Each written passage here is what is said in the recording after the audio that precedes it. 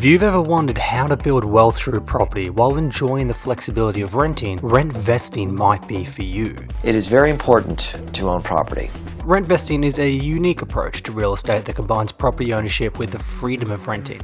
So let's break it down and look how it works. Step 1. Property investment. Do it! In rent vesting, you start by purchasing an investment property.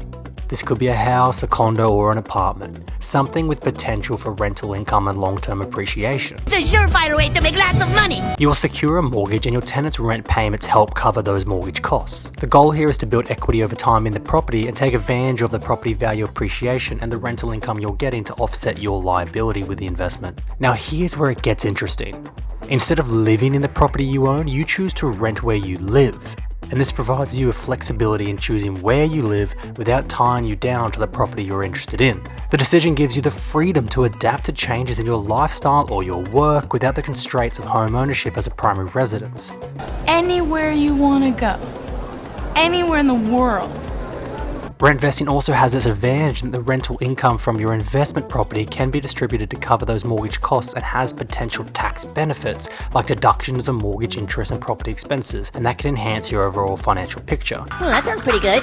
And none of those things are really available when it's a primary residence. And you will benefit from the property appreciation over time, potentially creating a valuable asset to fund your retirement or your future. Yes, the money is good. But there are a lot of cons too that people who talk about this skip over. Like what? Like? Managing a property is, to put it simply, a pain in the ass. Interesting, actually fantastically boring. You could invest in REITs instead to get some of these benefits with far less stress and you'll have greater liquidity. It's much easier to sell down part of your portfolio in REITs than it is to sell down part of a house. You also can't draw money out of the equity in a house very quickly, whereas you can sell shares in a matter of days. Your mortgage is also probably going to be more expensive for an investment property than it would be if you lived there. Owner-occupied mortgages are almost always cheaper. Which actually saves them money. There are also both positive and negative tax implications that you should look into, and this is very jurisdiction specific, but you need to check this out for yourself. Finally, you have no control when you're a renter. Honestly, renting kinda sucks. Your rent could go up, or you could get kicked out. You want to paint a wall bright blue? Well, you better bloody ask first. When you own property, you have a lot of simplicity.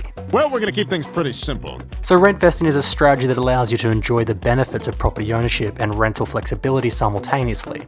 It's a dynamic approach that aligns with some people's needs and the preferences of some investors, but it's not for me. And I wouldn't rush into it if I was you either.